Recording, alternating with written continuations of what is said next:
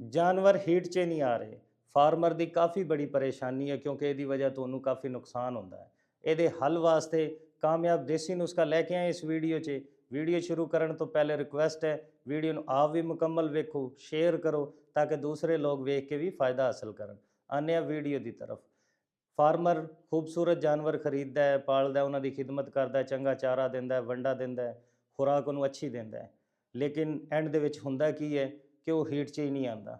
ਜਾਨਵਰ ਸਿਰਫ ਦੁੱਧ ਲੈਂਦਾ ਕੁਛ ਦਿਨ, ਉਸ ਤੋਂ ਬਾਅਦ ਉਹ ਡਰਾਈ ਹੋ ਜਾਂਦੀ ਹੈ, ਲੇਕਿਨ ਹੀਟ 'ਚ ਨਹੀਂ ਆਉਂਦੀ, ਜਿਹਦੀ ਵਜ੍ਹਾ 'ਤੇ ਉਹਨੂੰ ਸੇਲ ਕਰਨ 'ਤੇ ਮਜਬੂਰ ਹੋ ਜਾਂਦਾ, ਜਿਹੜਾ ਉਹਦਾ ਕਾफ़ੀ ਬੜਾ ਮਾਲੀ ਨੁਕਸਾਨ ਹੈ। ਇਸ ਨੁਕਸਾਨ ਤੋਂ ਬਚਾਉਣ ਵਾਸਤੇ ਅੱਜ ਦਾ ਨੁਸਖਾ ਲੈ ਕੇ ਆਏ ਹਾਂ। ਨੁਸਖੇ ਦੇ ਵਿੱਚ ਕਿਹੜੀ ਕਿਹੜੀ ਸ਼ੈ ਸ਼ਾਮਿਲ ਹੈ? ਤੁਸੀਂ ਲੈਣੀ ਹੈ ਜੀ ਅਜਵਾਇਣ 200 ਗ੍ਰਾਮ, ਹਲਦੀ 200 ਗ੍ਰਾਮ, ਕਾਲੀ ਮਿਰਚ ਐਡ ਕਰਨੀ ਹੈ 100 ਗ੍ਰਾਮ। ਇਹਨਾਂ ਨੂੰ ਕੁੱਟ ਕੇ ਚੰਗੀ ਤਰ੍ਹਾਂ ਬਰੀਕ ਕਰਕੇ ਰੱਖ ਲੈਣਾ।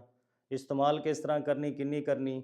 ਡੇਲੀ 50 ਗ੍ਰਾਮ ਇਹਦੇ ਵਿੱਚ ਲੈ ਕੇ ਉਹਨੂੰ ਸ਼ਾਮਿਲ ਕਰਨਾ। ਉਹਦੇ ਵਿੱਚ 100 ਗ੍ਰਾਮ ਘਿਓ, ਦੇਸੀ ਘਿਓ ਮਿਲ ਜਾਏ ਤਾਂ ਬਹੁਤ ਅੱਛੀ ਸ਼ੈ, ਨਹੀਂ ਤਾਂ ਫਿਰ ਡਾਲਡਾ ਇਸਤੇਮਾਲ ਕਰੋ। 50 ਗ੍ਰਾਮ ਨੂੰ 100 ਗ੍ਰਾਮ ਘਿਓ ਦੇ ਵਿੱਚ ਅੱਛੀ ਤਰ੍ਹਾਂ ਮਿਕਸ ਕਰਕੇ ਜਾਨਵਰ ਨੂੰ ਤੁਸੀਂ ਦੇਣਾ ਹੈ। 8 ਤੋਂ 10 ਦਿਨ ਇਹ ਅਮਲ ਕਰਨਾ ਹੈ। ਤੁਸੀਂ ਵੇਖੋਗੇ ਇਨਸ਼ਾਅੱਲਾ ਜਾਨਵਰ ਹੀਟ 'ਚ ਵੀ ਆਏਗਾ ਅਤੇ ਉਹਨੂੰ ਠਹਿਰਨ ਦੇ ਵਿੱਚ ਵੀ ਇਹ ਮਦਦ ਦੇਗਾ, ਜਿਹਦੀ ਵਜ੍ਹਾ ਤੋਂ ਫਾਰਮਰ ਦਾ ਮਾਲੀ ਨੁਕਸਾਨ ਨਹੀਂ ਹੋਏਗਾ ਬਲਕਿ ਉਹਨੂੰ फ़ायदा ਹਾਸਲ ਹੋਏਗਾ। ਉਮੀਦ ਕਰਦਾ ਵੀਡੀਓ ਅੱਛੀ ਲੱਗੀ ਹੋਣੀ। ਸ਼ੇਅਰ ਕਰੋ ਤਾਂ ਕਿ ਦੂਸਰੇ ਲੋਕ ਵੇਖ ਕੇ ਵੀ फ़ायदा ਹਾਸਲ ਕਰਨ। ਸ਼ੁਕਰੀਆ।